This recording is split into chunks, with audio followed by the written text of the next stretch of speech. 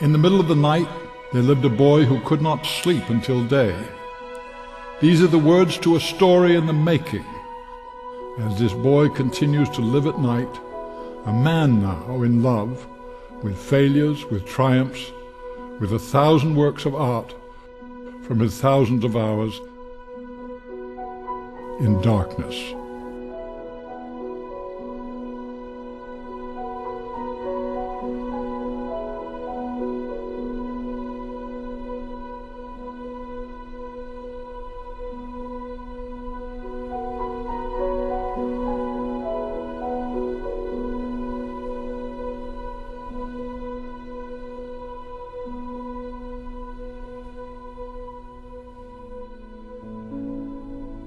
In the summer of 1969, north of San Francisco, California, Tim Cantor opened his eyes to a world that allowed his artistic expression to flourish.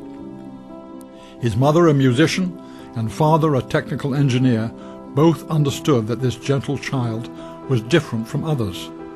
Tim did not want to play as often as other children did, and rarely did he speak. Instead, the 3-year-old sat down with a notepad and pencil, immersed in depicting the images that poured from his imagination. This was the way Tim found to express himself, through his art.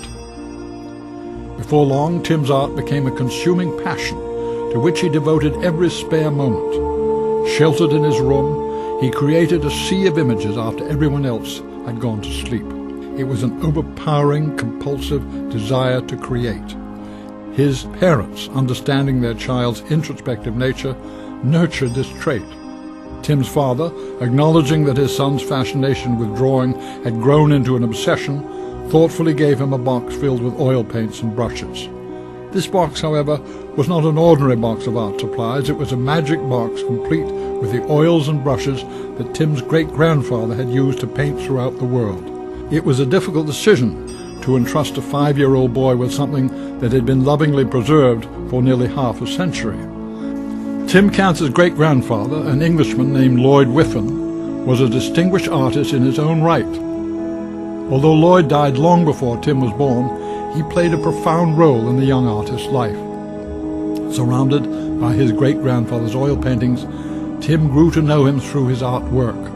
The walls of Tim's childhood home were filled with the canvases created by Lloyd Whiffen. Mysterious images of shrouded figures, masked faces, ancient architecture, and consecrated shrines affected the child and carried on to inspire the artist. Tim wasted no time in opening the wooden box his father passed down to him, implicitly understanding the value these historical tools would add to his drawings. The first painting Tim Cantor created with his great-grandfather's art supplies was a tumultuous seascape. Tim only used muted blues and grays to portray a dark and moody sea. While the seascape appeared simplistic, when compared to his current paintings, it was quite advanced for a child in kindergarten who had never before used oils. The prodigious painting established a unique approach that contrasted light and dark elements within the same composition, a contrast that endures throughout the artist's life and work. When he was 9, Tim began to fill a tin box full of art supplies to carry with him to school. Once class began, the reclusive student would take out his oils and skillfully paint images that were technically and aesthetically far beyond his age. While his talent baffled his teachers, Tim's ability to shape unique images made him intriguing to his classmates. Even though he felt uneasy initiating conversation, he made friends with other students through the excitement that surrounded his art. As he transitioned from elementary school into high school, Tim was inevitably placed in the highest level art classes. Though he attended the classes, he was too stubborn to be taught technique. Rather, Tim felt his sole purpose was to find a quiet space where, in solitude, he could develop the images that haunted his imagination. One afternoon in the spring of 1985, while Tim was painting in class, a gallery owner came to view his work. He was astonished to discover someone so young already possessing such exceptional skill, knowledge, and vision. Perceiving the rarity of Tim's work, he immediately offered him an opportunity to present his paintings in a one-man show. Suddenly, the joy of creating art became something different. 15 years old, with little warning, Tim was preparing for an event that required he enter into an environment that was both unfamiliar and intimidating.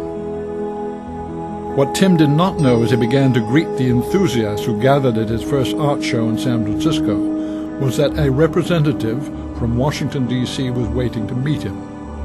Charged with choosing a piece of art that would capture the spirit and talent of California's youth and the nation's capital, she had already considered the works of thousands of high school students.